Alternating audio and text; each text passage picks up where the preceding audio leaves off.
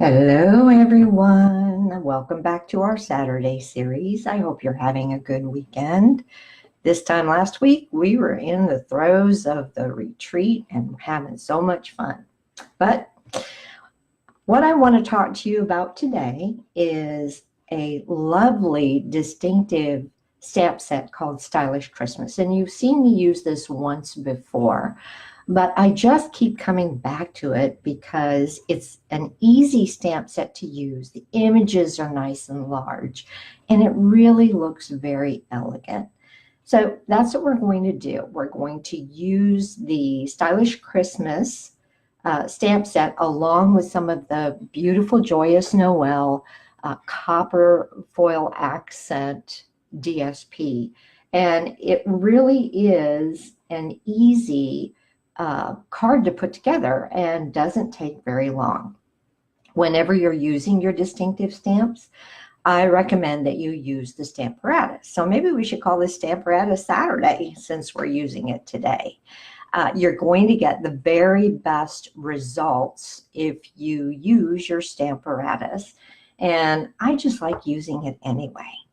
So let me pull off the stamp set here. We're going to be using the poinsettia and also the leaf image. We'll use for our front sentiment, may the beauty and joy of this season fill your heart. And then for the inside sentiment, a simple season's greetings. Let me bring in my goodie bag. I've already got my stamps mounted up, and I'm going to show you a really easy way to do this card without having to take your stamp off of the Stamparatus and reposition it. It's kind of a cool little trick if you need to do a couple of images. All right, so here's that beautiful Joyous Noel DSP, and the Merry Merlot and the crumb cake just goes so well together. We're going to stick with the Merry Merlot today. We'll also be using Old Olive. I'm going to put that aside and bring out our front panel, and we'll go ahead and start stamping. Now, I have a piece of laminated grid paper that I had made before Stampin' Up! Came out with the grid paper made especially for the Stamparatus. So that is definitely something you'll want to get if you already have a Stamparatus. This makes it easy for me to line up in this corner, and I have mine set up to where my hinge is at the very top for my plate. And that way I don't run into the problem of sometimes it can raise up just a little bit next to the hinge and you'll get uneven stamping even though you've inked it evenly. If you just follow this tip, you will not have a problem with that. What we're going to do is we're going to stamp the poinsettia in this corner and then also up here. So we'll have it running diagonally. We'll have two of them with leaves around it. And we're going to use the Merry Merlot ink. Now, I like to support my plate when I'm inking it just by putting a stamp case behind it. That gives it really nice support and makes it much easier to ink up. And I'm going to bring this down so that you can watch me ink it up. I know there have been some concerns before about people saying they can't sometimes get a good image. And using the Stamparatus, like I said, will help that. If you're using a block, though, and you certainly can do it with a block, the important thing to remember is take the ink pad to the stamp, especially when it's a bigger stamp like this. If I had this mounted on a block and laid my ink pad down and tried to ink it that way, invariably I would end up with lines because it wouldn't be centered on the ink pad. So with your larger stamps, always better to bring the ink pad to the stamp. And I'm just going to ink this up evenly. And I'm making sure I don't have lines. And that looks pretty good to me. But remember, if it doesn't ink perfectly the first time, no worries. That's why we're using the Stamparatus. Everything will stay in position. and we can just re-ink it. So I'll lay this down. Another thing is you don't want to press too hard. Your ink pad needs to be not too juicy, but not dry either. And that will also help you. Give it a couple of seconds for that ink to really soak in to the paper. Now let's lift it up and see how we did. I have a couple of areas here where the ink did not transfer. I'm not going to re-ink. I'm just going to lay it down because that ink is still on my stamp. So before I re-ink, I'm just going to try pressing down that area. Now let's lift it up. And as you can see, that was all it took. I just needed to go ahead and get the ink transferred from the stamp to the paper. I like to always wipe off my stamp and re-ink it, even though I'm using the same color. I don't want a buildup of the ink, which is another important thing when you're using DistINKtive stamps. As I mentioned, we want to put another poinsettia up here in this upper right corner, but rather than me pulling the stamp off the plate and moving it, I'm not even going to move the plate around like we can do with our step stamping, thanks to our hinges. In this case, because I want it in roughly the same spot up there, I'm going to flip my paper around. And this is that tip that I wanted to share with you. So I've got that up there. My paper's in the corner. I'll re-ink, and you've already seen me do it once, so I don't need to drag it down again. I just make sure that the stamp is inked up. And then when I bring this down and lay it down, as you can see, it's going to, you could almost draw a line through it diagonally. Give it a good press here without smushing. And let's see if all that ink transferred. Little bit up here that didn't transfer, so I'll just press in those two petals, and there we go. And that is how easy it is to do that kind of diagonal stamping. And I just clean that off because I'll make a mess if I don't. The next thing we're going to work with is our leaf image. So let me put my Mary Merlot ink away. This I have mounted on a block. I'm just going to leave the paper in the Stamparatus because it's easier for me to make sure it doesn't move around. I will have to move the magnet when I get to that area. But basically what we're going to do, I don't want to fill up the whole page, but I do want some of these leaves. Now here, it's a small image, so I'm just fine with taking the stamp to my ink pad. Pretty easy to see where this lines up there at the point. Decide where you want it. Pardon me if my head gets in the way, and just stamp it down. And just give it a moment for that ink to transfer. There you have it. The old olive will dry a little bit of a lighter green, which goes very, very well with the poinsettia. The Mary Merlot looks good with it. So wherever you think you might want some leaves, go ahead and stamp them in. And they don't have to perfectly touch the poinsettia. Put one up here. Make sure I've got my stem turned the right way. And here my head probably is going to get in the way, so I apologize. Stamp that down. And just wherever you think you want it. Now I'm going to move my magnet out of the way a little bit because I do want to get one in right about here. It's fine if the leaves come off the page. That just makes it look very organic. Now I certainly could put another one down here, but now if I do that, I just feel like the pattern gets a little too busy. I tested it out before.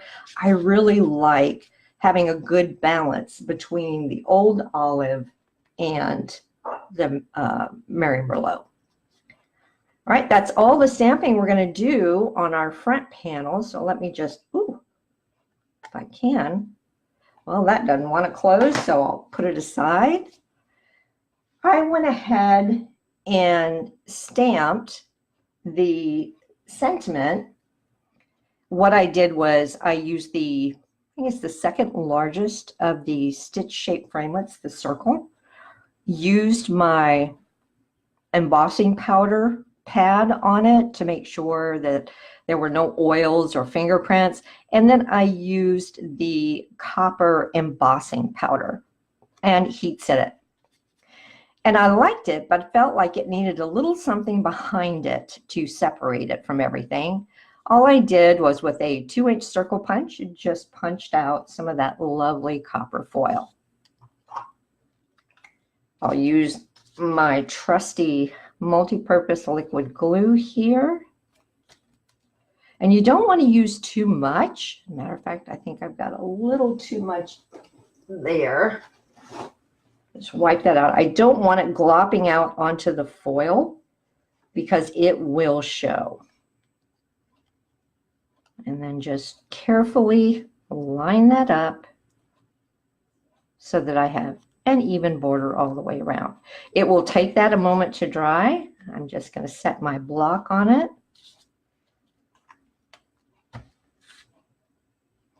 And what we're going to do is we're going to adhere that right in the center. And for that, I think, I didn't bring my dimensionals in with me, darn it. Oh well, we'll go ahead and just glue that straight down. And it'll be fine. You certainly could prop it up on dimensionals, but you can see that I have just enough of a balance and it flows really well from the lower left corner to the upper right corner. And that's what I was going for. So let me just glue this down.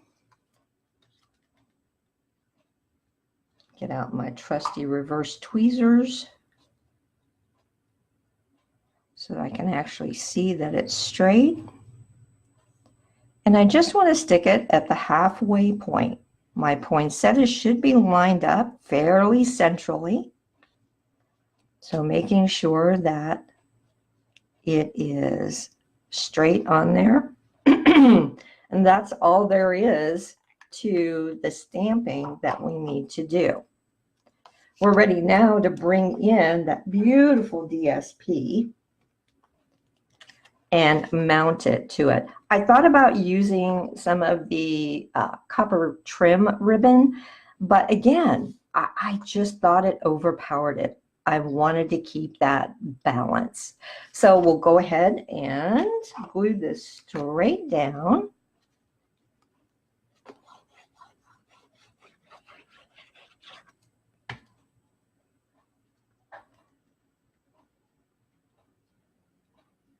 I think we've got cooler weather on the way. Certainly felt a lot better when I was out this morning. All right, so there we go. And then let's mount that to a card base of Mary Merlot. This is my standard top folding, 4 1/4 by 11, scored and folded at 5 1/2. And I want to use my liquid glue for that as well. Don't want too much dimension on this. I wanted to keep it pretty simple. Now I cut the panel of DSP to be 4 1/4 by 5 1/2, so it completely covers up the front of the card base. Make sure I have that on right, just like that. Let's work on the inside now. I have another piece of Whisper White that's 4 inches by 5 1/4 inches. The sentiment that we're going to use for this one is the Season's Greetings. I like a larger sentiment for the inside, especially when it's a one-line sentiment. And for this, I am going to use the Stamparatus to line it up. So make sure I have it, there we go, that it's not upside down. I like to place these bigger greetings more towards the top, which gives ample room below for you to write a note to the recipient. All right, we'll bring our plate down here, and then I'll just double check to make sure that it's straight. And the way I do that is by checking the grid lines. Kind of hard to see with the glare, but there are grid lines on your Stamparatus plates, and it will definitely help you with making sure your sentiment is lined up. We'll go back to the Merry Merlot for this. Ink it up. I really like the font in this. I think it just is very holiday-ish. Give that a good press. And what do you think? Should we put some green leaves on the inside? I'm thinking that would look nice. Oh, look at that beautiful, beautiful greeting. It just stamps so, so well. All right. Let me bring back in the old olive pad and our leaf stamp. And I think I'm going to do this full strength because I just want to do it down here towards the bottom. Just a few leaves. So we've got some there. And let's do some right here. And maybe one more. Where's my top leaf? Right there. Right there. Perfect. I've got ink all over my Stamparatus, so I'll just lift that up and wipe it off. Don't want it getting all over my card.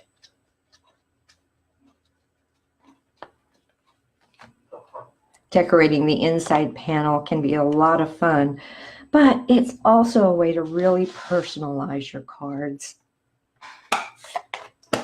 How about that? Now the old olive closed just fine.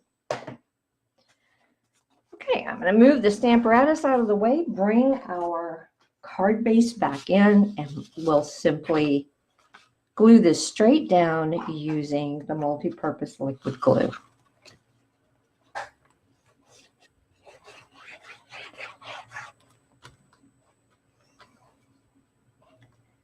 Leaving just a nice border all the way around. And with those green leaves at the bottom, I think that's the perfect complement. All right, there you have our card. Doesn't that look lovely? Excuse me, there's just enough of those copper snowflakes showing through on the DSP to give it a little bit of sparkle, as well as that copper matte behind the sentiment. So I decided not to use any rhinestones or pearls or gems, anything like that. I really just want the flowers and the leaves to take center stage. I hope you've enjoyed this card and that you'll give it a try. I'll be posting this on my blog later, along with a complete supply list. If you have any questions at all about how the card was made, just drop me a comment and I promise I'll get right back to you. I hope you have a great rest of the weekend and I'll see you Tuesday night. Bye, y'all.